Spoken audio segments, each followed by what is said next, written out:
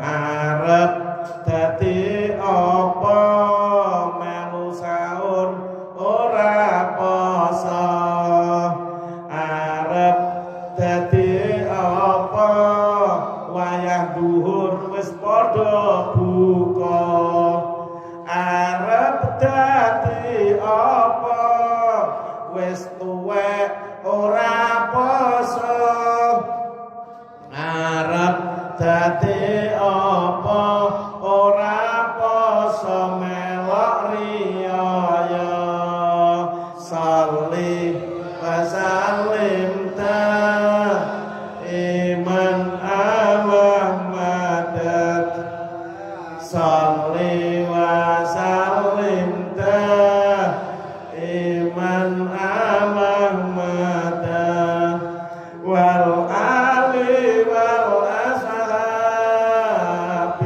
man qad wahadat wal ali wal ashabi man qad wahadat. Mau dadi DPR ya anak petuk sampean ngeten iki lho. Wong saiki wis ra garap sawah nang kene ora patek petuk ngeten iki. Wis lali ya. Ya tapi Gusti Allah sing ngersakno kula kayak kumpul karo sampean ya. Mau dadi DPR ne ya wis lali ya. Lho ngeten iki ngurus sing metu-metu wis ra patek sapa sawah ya. Garang petuk. Oleh sanadi wonten moro-moro kula nggih pangkling. Nyuwun sewu. Niki mripat kula niku sada anu ya. Umpama kaya nek sing petuk tuk non dalan ngoten kok kula mandel mawon mboten kok mergo kula sombong. Tapi pandangan kula niku terbatas. Mun kula beto kacamata ngene pandangan kula asline terbatas. Nek 5 meter kula mun pas sepeda jarak jauh mboten patek wani. Soale napa nek 5 meter luwih ketok loro. Mergo asale niku napa mentelengi dom jahit gawe ketu. Lah pokoke rumus sing urip niku sing penting a i u aku iki wong lho ngoten. Insyaallah iso syahadat bener, salate bener, zakate bener saniki ngebahas poso. Posone ya insyaallah bener sebar zakat semua poso nggih to. Wong ku nek kapan ning tekane poso kok bungah. Sapa wonge sing bungah ning tekane Ramadan, wong iku kulite ae diharamno sangka geni neraka. Terus sampean bungah tenanan ora tekan Ramadan iki? Tenan to ora iki? Wis ta. Ramadan bareng. Ngidep-dep kok poso niki wayahe ngunduh pari, wayahe kombi, wayahe poso bareng. Ngono kok aku seneng tekane Ramadan. Tapi paling ora kan kepeksa seneng to nggih. Melok gawe berkat megengan ngoten lho nggih. Ya tapi kadang-kadang enten sing lucu nggih. Ya melok traweh. Ngono bar traweh kan oleh rampan, melok traweh ya sregep traweh. Kok subuh ya melok jamaah subuh tapi ra poso. Ya.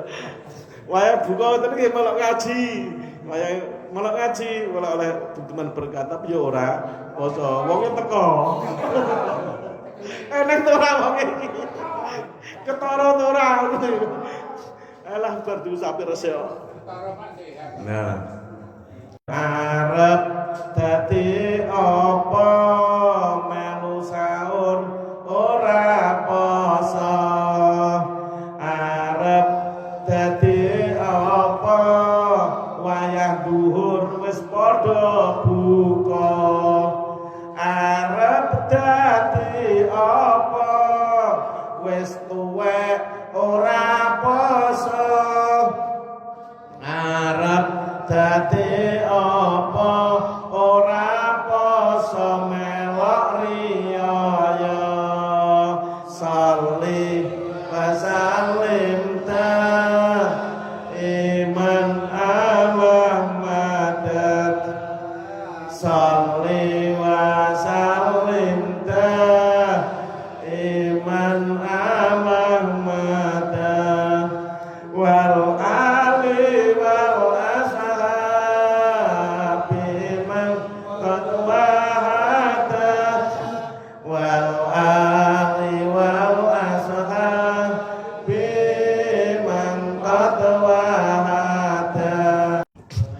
kesempatan kula panjenengan sedaya tasih menangi poso ngeten iki diusahakno posone kemput lulus sampai riyaya.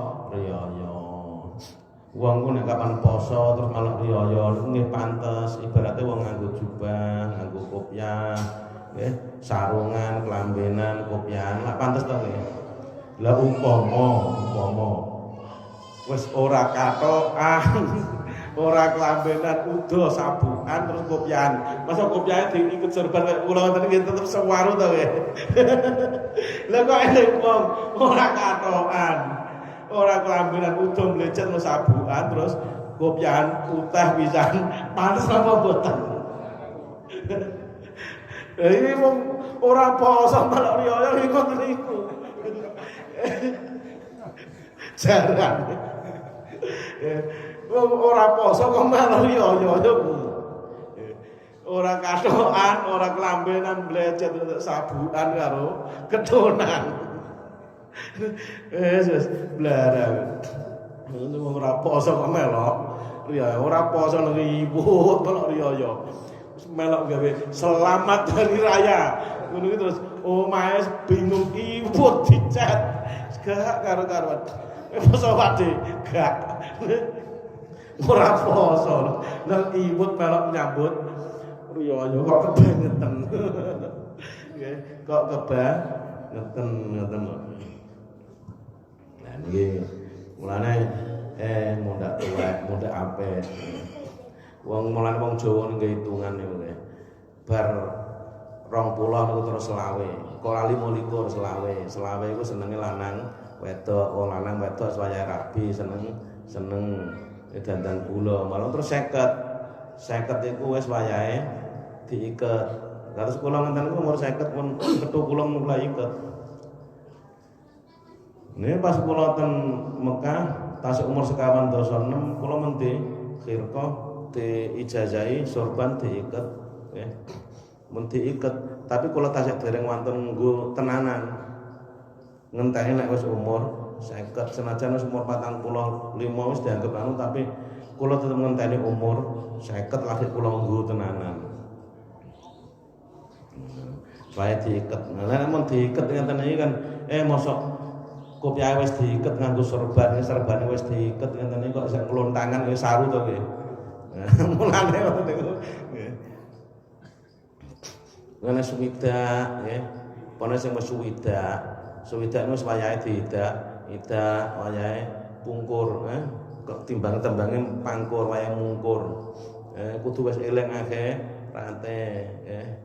Wayahe mlebu kuburan diidak niku suwidak. Suwidak bejane awak asale mlarah 70 sapa sing roh mara-mara dadi apik mergo melok nglakoni poso. Insyaallah selamat kabeh. Lah nek wis poso kewajibane menungso sing terakhir rukun Islam nggih menika haji nggih. Wa hajjul baiti man istata'a ilaihi sabila.